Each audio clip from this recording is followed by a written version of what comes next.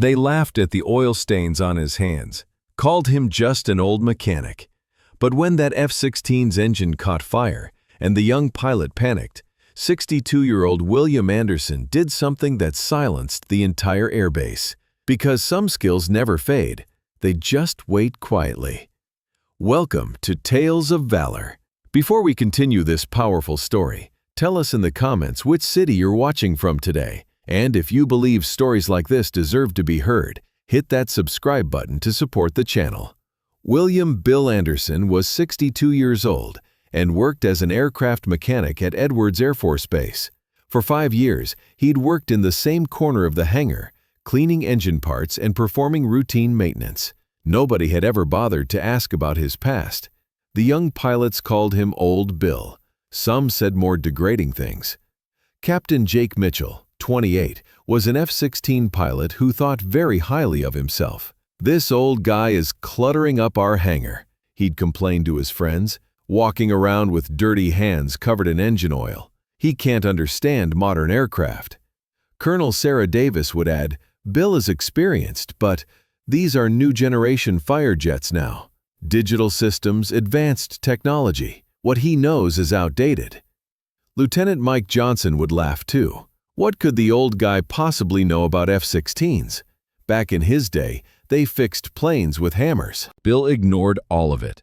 Every morning he arrived at 0600, left at 1800, and did his job quietly. But Bill knew things. He knew the sound of every aircraft, how every engine ran, which vibrations were normal and which were dangerous.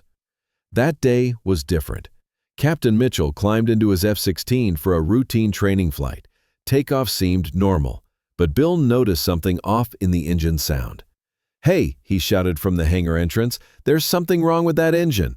The technical crew looked at him and shrugged. "Bill, you're a mechanic, not a pilot. Engine sounds aren't your concern." Mitchell took off, but at 2,000 feet, exactly as Bill had predicted, the left engine caught fire. "Emergency, engine fire," Mitchell's voice crackled over the radio. He was panicking. "I'm losing control." The control tower went into emergency mode.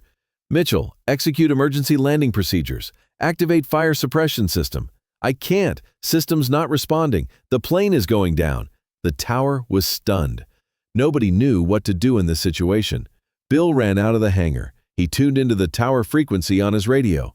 "Mitchell, can you hear me?" "Who is this?" "I'm in an emergency. This is Bill, the hangar mechanic. Now do exactly what I tell you." Mitchell tried to object, but Bill's voice carried such authority that he automatically listened. "Do you see the manual switch for the left engine fire suppression? Right panel, under the red cover." I see it." "Open the cover. Hold the switch for 3 seconds, then release.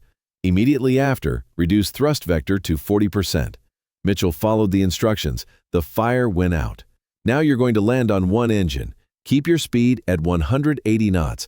Don't deploy landing gear yet." "How do you know all this?"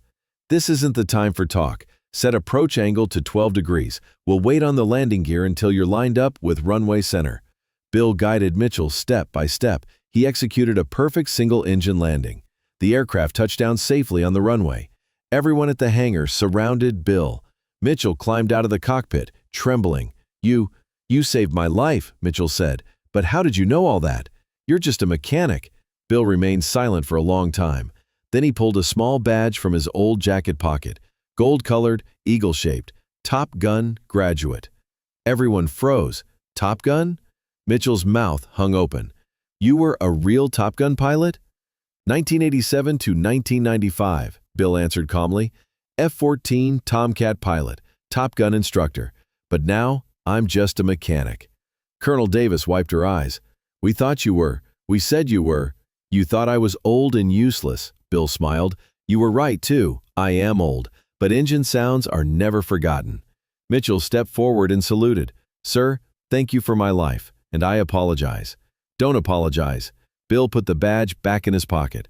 "I was just doing my job." From that day forward, the hangar was different. Nobody saw Bill as just a mechanic anymore. The young pilots called him Sir. They wanted to learn from his experience. And Bill still worked with the same quiet dedication, cleaning engine parts, performing routine maintenance. But now everyone knew that the hands holding those wrenches were the same ones that had once conquered the skies. The report filed that night read, "Retired Top Gun instructor William Anderson executed pilot rescue operation."